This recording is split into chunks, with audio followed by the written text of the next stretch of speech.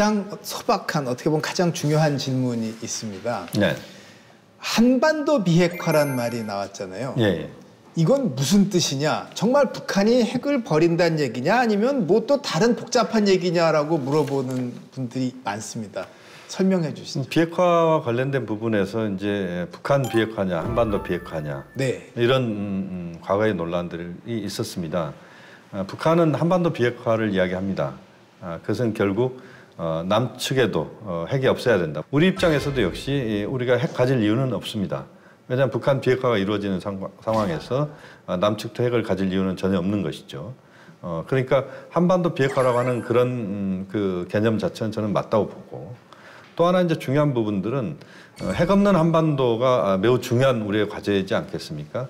이것은 북한만의 노력만으로 되는 것도 아니고, 저는 한국, 미국, 나아가서는 일본, 중국, 러시아까지 다 서로 협조를 해야 되는 부분들입니다. 한반도 비핵화를 어떻게 다르게 보는 분들은 북한 핵 안 하면 미군의 핵 억지력도 한반도에서 없어지면 남한은 그러면 핵우산이 없는 벌거숭이냐. 네. 더 나아가서 미군 철수 얘기를 돌려서 한 거 아니냐라고 하는 얘기도 합니다. 네. 이게 하여튼 많은 분들이 솔깃하게 걱정을 해요. 어떻게 이해하면 돼요? 그게 네. 이제 비핵 지대까지 되면 결국은 이제 미국의 핵 우산도 사라지는 거 아니냐. 네. 그런 이제 우려가 있는데 지금은 비핵화지 아직 지대까지는 아닐 겁니다. 그 얘기는 한미 동맹이라는 거기에서 우리가 핵 우산을 제공받고 있는 것이고, 또 그 우리의 안전을 위협받을 때 제공받는 것이지, 여기에 상시적으로 핵을 배치하거나 전개하지는 않는 것이거든요. 북한 같은 경우는 보면은 이제 핵실험장 폐쇄도 이야기를 했고, 또 핵실험도 하지 않겠다는 이야기도 했고, 또 ICBM급 미사일 발사를 하지 않겠다는 이야기도 했습니다. 이게 쉬운 건 아닌데 어쨌든 북한이 먼저 그렇게 선제적으로 이야기를 하고, 또 그다음에 이제 미국도 거기에 대응해서 행동 대 행동 원칙에 따라서 이제 보상에 대한 부분들도 저는 이제 나오기 시작해야 된다고 봅니다. 말씀 듣고 보니까 이게 남북 문제 평화가 보이니까 어마무시한 세계 정치가 보이는 것 같은데, 회담 이후에 이제 우선 빠른 시간 안에 뭐라도 될 수 있는 게 어떤 것들이 있을까요? 지금 남북 사이에서는 안보리 제재 결의에 위반되지 않는 범위 내에서 할 수 있는 사회 문화 교류, 네. 인도적 문제, 조용필, 현송월 지금 이미 사회 문화 교류는 이루어졌죠.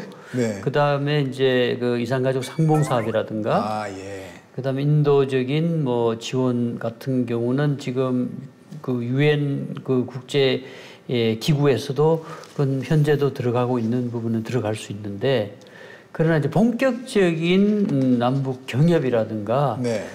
거래 협력은 비핵화 진전에 따라서 안보리 제재 결의가 이제 풀려야 이게 가능한 부분이거든요. 그런 제재와 관계없이 지금 시급히 남북이 할 수 있는 것은 초보적 수준에서의 긴장 완화 조치. 예를 들면 이제 상호 비방 중상 중지 차원에서 이미 확성기 제거하고 있지 않습니까? 그리고 그 비무장지대에 중무장화돼 있는데 이거를 이제 비무장화해서 평화지대화하는 문제, 이런 것들은 당장이라도 할 수 있는 부분들이죠. 그래서 이렇게 하면서 서로 신뢰를 쌓아 나가면서 이제 비핵 프로세스가 진행이 돼서 어느 정도 제재가 완화되면 그때는 얼마든지 본격화할 수 있습니다. 그래서 우리로서는 철도 도로 연결도 당장 연결한다기보다 우리 측에 미비된 부분들이 있어요. 예를 들면 동해선도 아직 우리 측에 연결되지 않은 구간이 있고, 네네. 그래서 그런 부분에 우리 측에서 이미 설계해서 할 일들을 하다가 정세가 풀리면 연결하면 되는 것이거든요. 바로 북한에다가 뭐 그런 지원하는 건 아닙니다.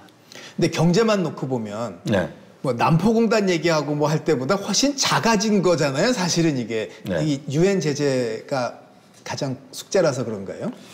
김정은 위원장이 판문점 회담에서 그 모두 발언에서 몇 번에 걸쳐서 이야기를 했던 건데, 지난 11년 동안 그러니까 남관계가 강대강의 대결 구도로 가면서 그야말로 이제 교류협력이나 이런 부분들은 완전히 중단이 됐지 않습니까? 이제 개성공단도 완전히 중단이 됐고, 그렇게 본다면 전체적으로 흐름 자체를 이제는 좀 제대로 바꿔갈 수 있는 그런 상황이고, 또 그 출발점이 이번 판문점 선언이고 2018 남북정상회담이었다. 이제 새롭게 시작한다는 측면이고 이것을 어떻게 잘 남북미가 끌고 가느냐, 일본, 중국, 러시아까지 이 과정을 얼마나 잘 만드느냐가 매우 중요하다고 봅니다.